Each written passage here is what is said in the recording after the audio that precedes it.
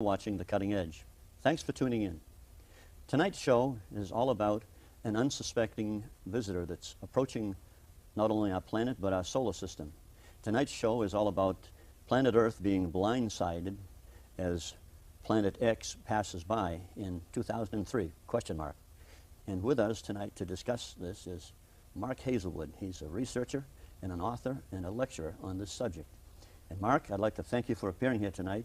It is our privilege, believe me, to have you here tonight. Thanks for coming. It's an honor for me to be here. I really appreciate it.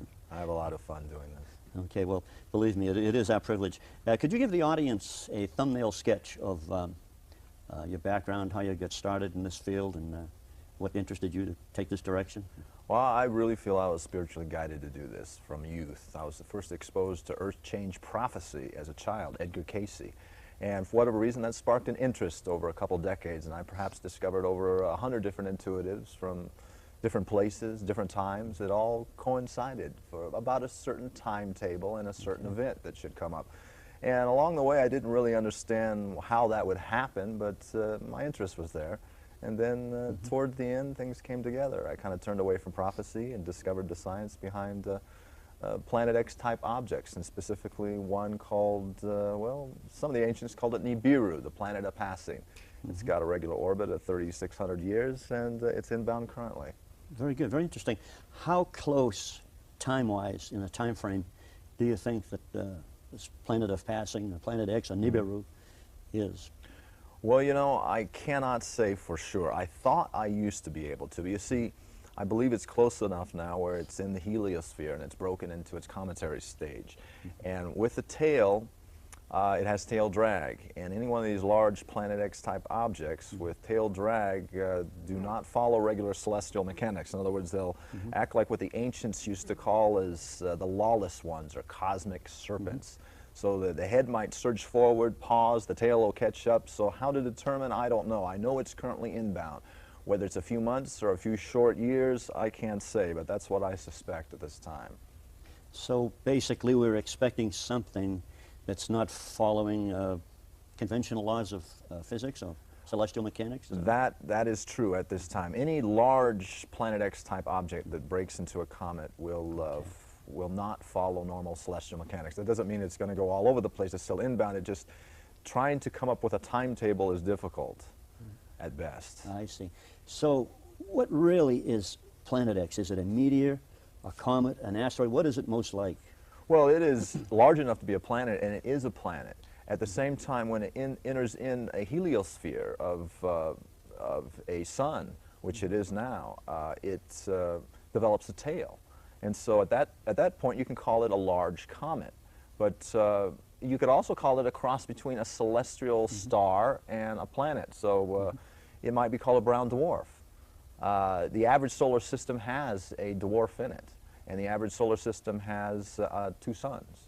So we're very average. We have a second sun, very few are aware of, that's dark. You can find this out if you were to go to the library, ask for the New Illustrated Science and Invention Encyclopedia between 1987 and 89. Go to volume 30, look under space probes, you'll see a diagram of what pioneers 10 and 11 found, which is our dark star, our twin sun, which is no hazard to us at all. And then the 10th planet, which is another way to say Planet X, or Roman numeral number 10. Okay. Very good. Interesting. So you say a dark star, a twin sun. So in other words, are we living in a binary star system here on Earth? We're in a binary system. Very few are aware of this. The information will slip out, like in publications like I identified, although very few people talk about it. It's sort of suppressed information because it sets the stage too well for this orbit of Planet X, which is supposedly goes back and forth between the 2 suns and takes approximately 3,600 years, like I said. Interesting. And this comes from a Sumerian cuneiform tablets, their records, is that it? The Sumerian tablets do discuss the orbital time of Planet X, which they identify as 3,600. It may be closer to 3,700 years. They also name this planet as the 12th planet because they also included the sun and our moon as planets. So it can be called the 10th, the 12th, Nibiru. I have actually discovered 50 different names for this planet. I put 35 in my text, mainly from ancient historical sources who had great respect for it. I mean, some of these old names would be akin to godlike names. Celestial Lord Shiva, Comet of Doom, the Destroyer. I mean, they're telling Nemesis. They're telling names. They really names. Yeah, they understood the significance of when this thing comes, and consequently the names reflect that. Okay, so we're talking about something with a 36 or 3,700 year orbital path, Right. And so then, are there archaeological records that would support periodic destruction within those time frames, 36, 3,700 years? Absolutely, yes. In fact, I have a section in my text that goes into that. I could have filled my whole book with it, but I decided, you know, I can't just do that. It's not what this is about. So in that section, I go back 14 passages as far as records go. But the most telling evidence is not carbon dating. It is the evidence for the very last passage between 1600 and 1700 BC.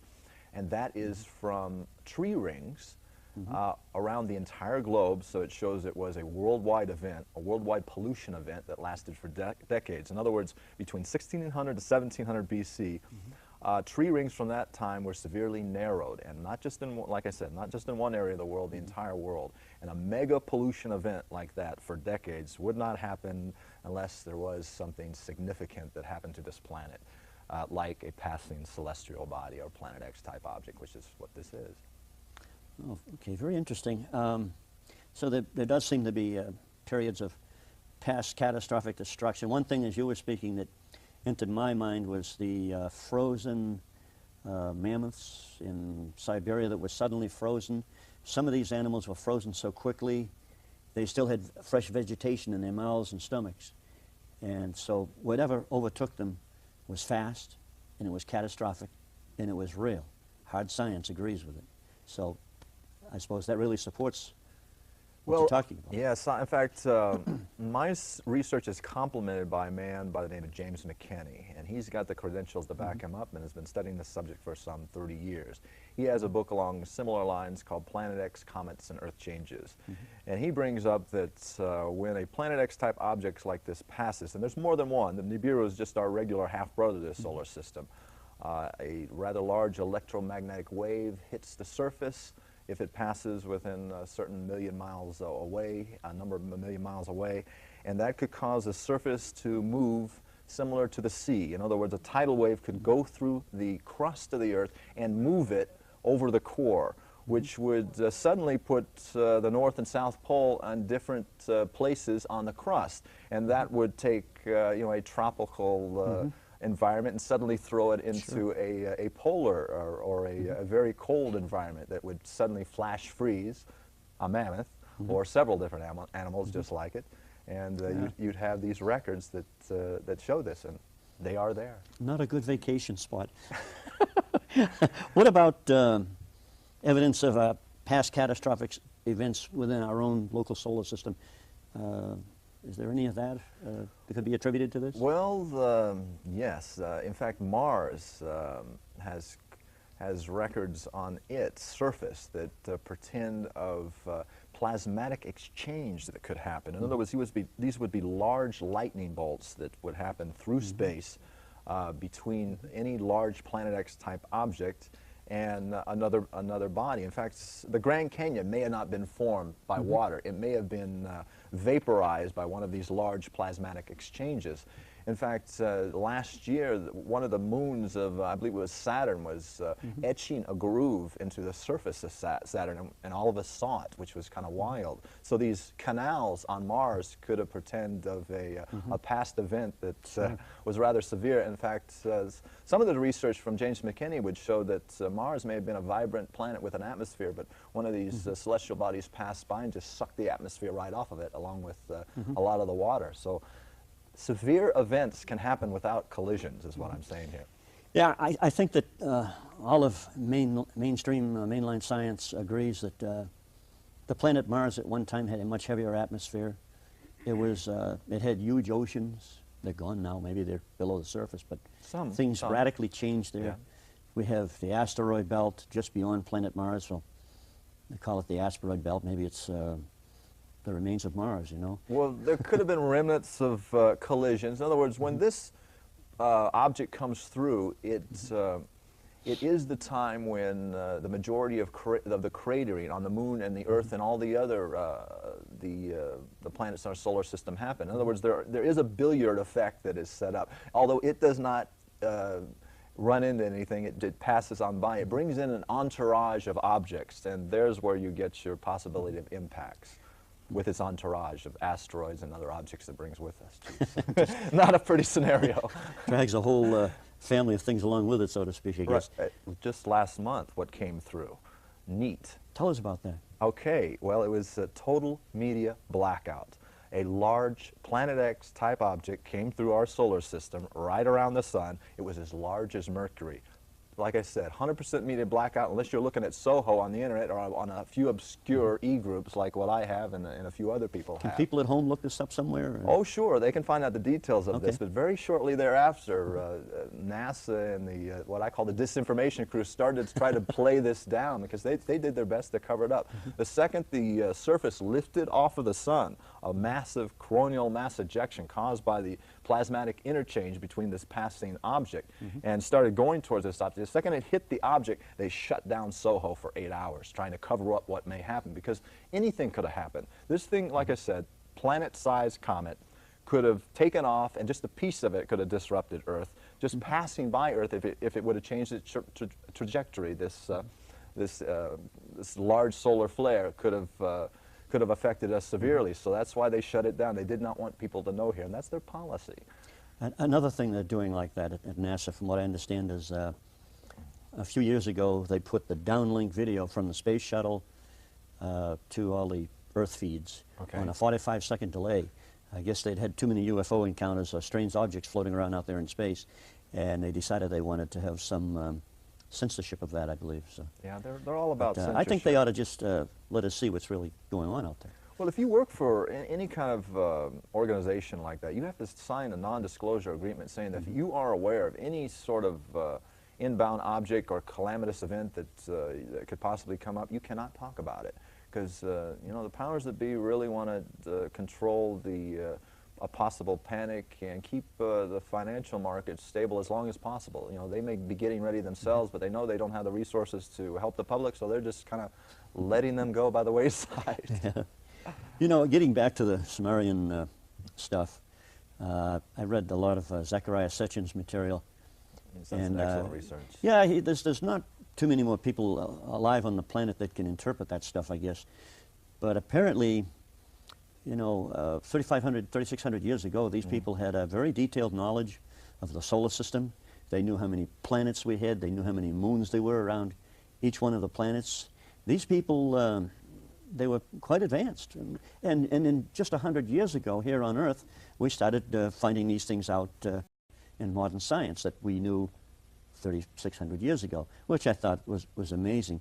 But there was, or is, detailed information about Nibiru, however you prefer to pronounce it. And so we have some interesting information in the past, but are there many mainstream scientists today taking a real hard, serious look at this now? Well, there are quite a few who are. There's not too many speaking up, to tell you the truth, because it is a taboo subject to bring up in the major media, and they know it. But there's quite a bit of interest in some of the evidence that is starting to be uncovered, like, some ruins off the coast of Cuba. You know some about this. Tell us what you know. Well, I know on Linda Howe's website, I think it's earthfiles.com, there's a huge article about some underwater structures that are 2,200 feet down below the surface of the water off the western tip of Cuba. And the way this stuff was discovered, I think originally it was a Canadian company was taking those sound pictures, what do you call them? Ultrasound, yeah, right. Yeah, ultrasound photographs of the ocean floor in an oil research study, looking for good places to drill oil, I guess. And they saw all these symmetrical blocks and grid patterns on the ocean's floor, 2,200 feet down. And at one point they lowered a camera down there, and they found a symbol on one of the granite stones. It was an oval, a horizontal oval, and a vertical oval. Well, on the island of Cuba, in the caves, on the walls inside the caves, they're finding that same symbol in the caves up above sea level. So evidently, something catastrophic had to happen at one time to cause the shift, evidently. Well, and that's just one, that's just the one in Cuba. right. But there's other cases off the coast of Japan and Okinawa where they've discovered these pyramid-like structures with turtle carvings, things of that nature, and they're definitely symmetrical, appear to be definitely man-made. And then Graham Hancock and others are involved in some research right now, I think 22 miles out at sea off the coast of India, with a horseshoe formation of an underwater city out there.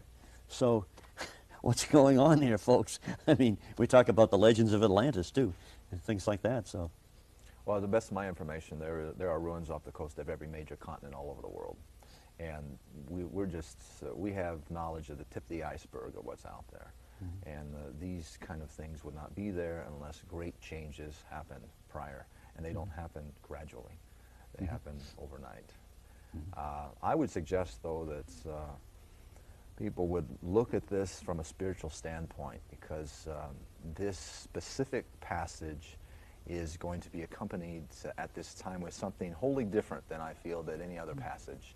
In other words, we are going through what is known from spiritual sources as an ascension right now, a graduation, if you will.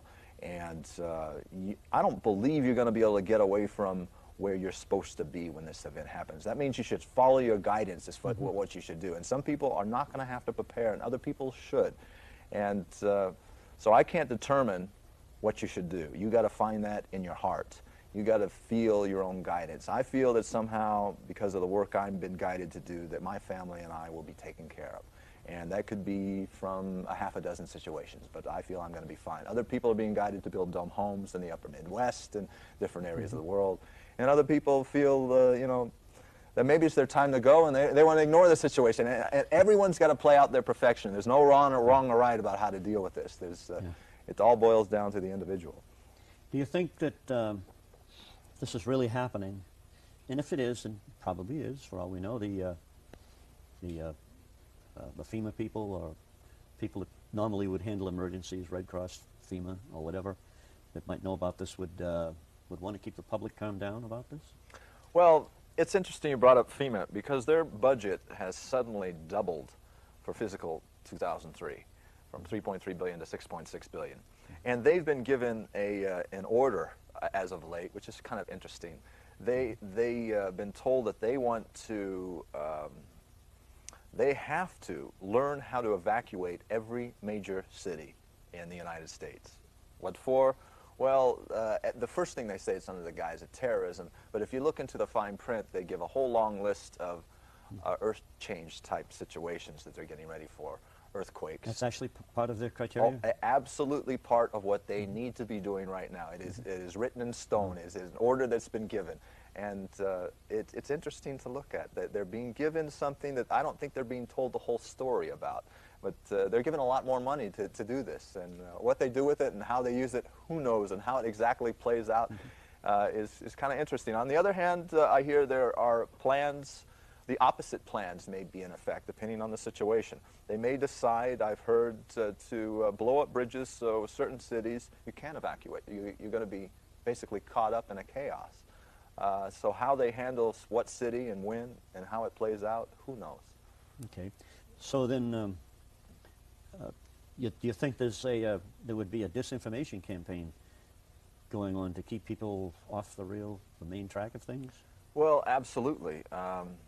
In order to stave off panic and financial collapse, the powers that be have hired thousands of people within the CIA and other organizations to counter this information, to go after anyone, including myself, character, and try to attack them in any way, shape, or form that they can, to get people to turn away from this. But since this is happening during an ascension process, I think some of this stuff may be backfiring on people. In other words, if you were being guided to this information, if all of a sudden you hear, okay, Planet X is not real from somebody, all of a sudden it may just jog a memory in you. What is Planet? It may just get you curious enough to actually research and find out the reality of this, and find the people that have got the scientific credentials, like James McKinney that I'm working with, and find out the reality of this situation. So, Yes, the disinformation campaign's in place. No, I don't necessarily agree with it, but I accept it as part of, I guess, God's ultimate plan. That somewhere in between with the people that are talking about this and trying to get it out and the people that are trying to suppress it,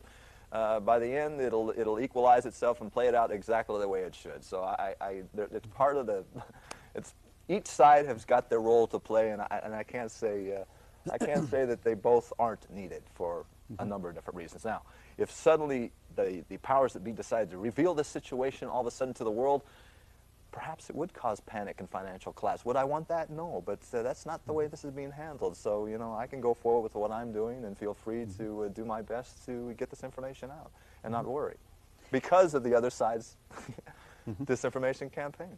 Interesting. You know, I've heard other people talking about this same subject, and I've heard them say that qualified people, astronomers interested in this particular subject, who were trying to get telescope time on certain telescopes around the world, were accepted and it was okay. And then the moment that the operators of the telescopes found out what they wanted to do, sorry, we're closed. You'll have to go look somewhere else. Yeah, do you know anything? Oh, geez, I've heard that. I've heard this for, I don't know, well over a year, that all the major telescopes are tied up and you can't get any time. And some of the stories are pretty ridiculous and repetitive. And some of these scopes are just being destroyed. They're allowed to be burnt up in fires where they could have easily spent, you know, a few $1,000s to protect, you know, a $20 million investment, and they're just not doing it. They're allowing them to, you know, a few of them to be destroyed. So, yeah, it is part of the situation. If people were to research this, they'll see the reality of that and a lot more. I mean, anytime there's a large Planet X type object entering into the solar system, there's a plasmatic exchange with the sun. It causes the sun to start going bonkers. In other words, start discharging the surface and causing lots of solar flares.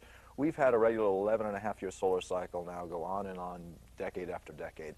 Suddenly, this cycle won't end. It's supposed to end the solar maximum 99-2000. We're supposed to be at absolute solar minimum now. The amount of solar activity is at an all-time high right now. I know that. I'm a ham radio operator. I know the bands, the long-distance bands are still wide open, and they should be closed. It should be very difficult to use those bands right now. And the sunspot activity enhances that. It's off the scale. I mean, it's affecting our weather. In fact, all this so-called global warming that you're hearing about has all to do with the amount of electricity and protons that are coming from the sun affecting our jet streams and changing our weather. Our dirty little civilization puts out about as much hydrocarbons as one volcano going off at one time. We're not affecting the weather. So you don't buy into that global warming caused by us scenario. That doesn't mean that we shouldn't clean up our act and that pollution isn't wrong.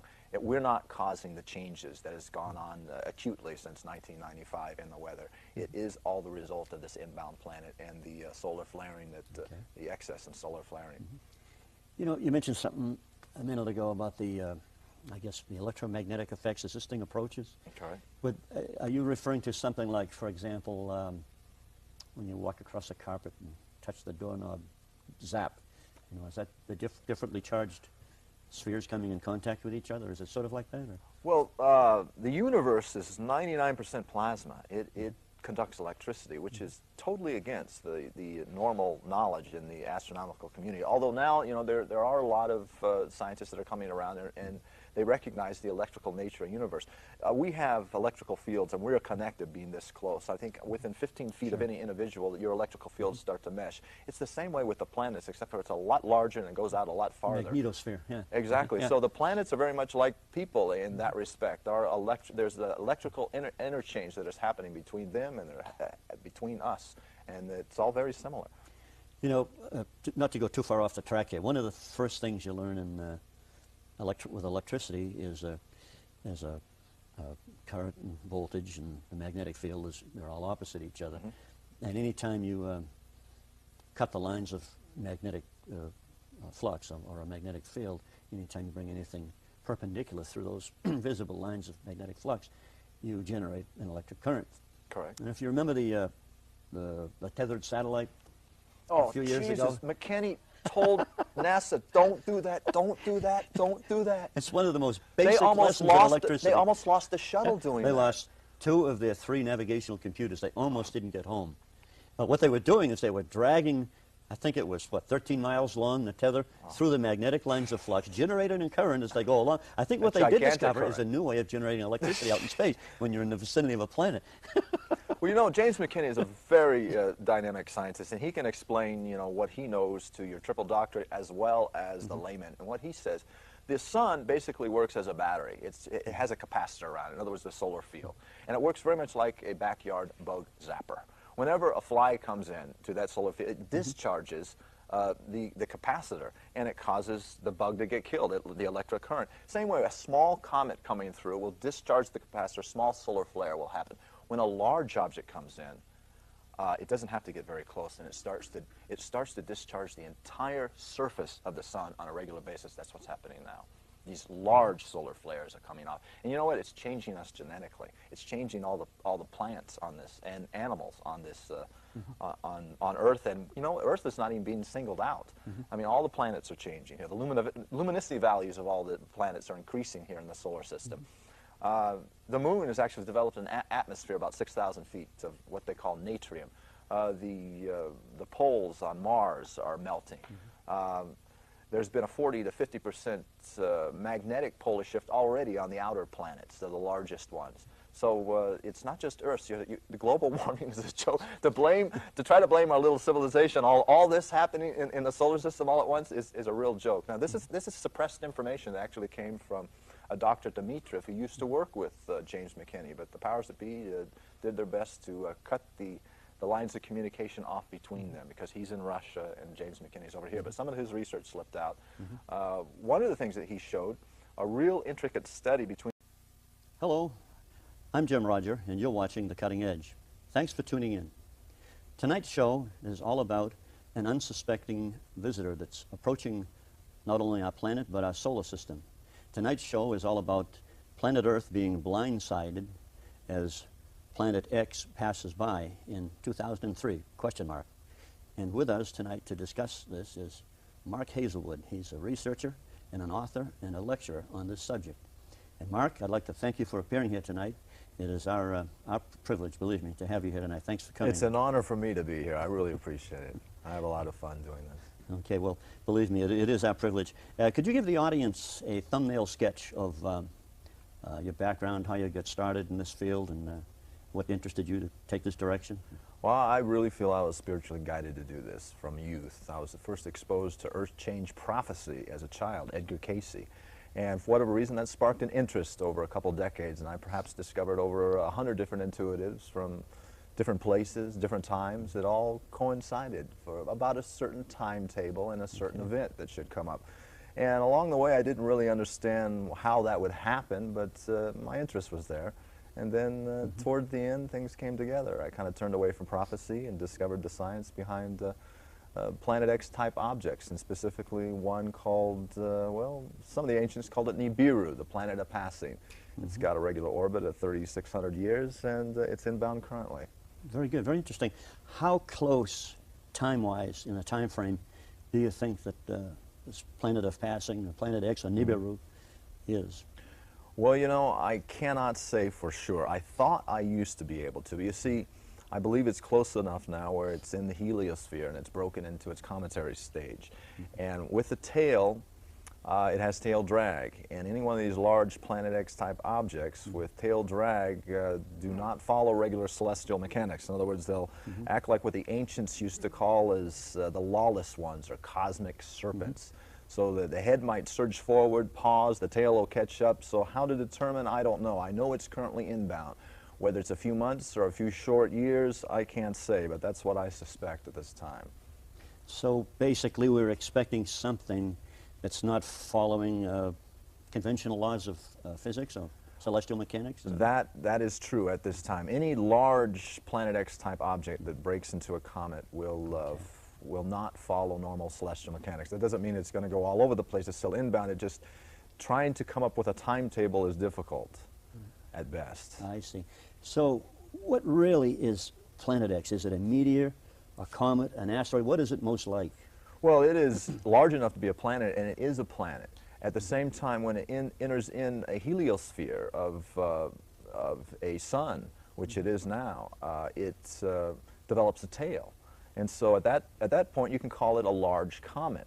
But you could also call it a cross between a celestial star and a planet. So it might be called a brown dwarf. The average solar system has a dwarf in it, and the average solar system has 2 suns. So we're very average. We have a second sun, very few are aware of it, that's dark. You can find this out if you were to go to the library, ask for the New Illustrated Science and Invention Encyclopedia between 1987 and 89.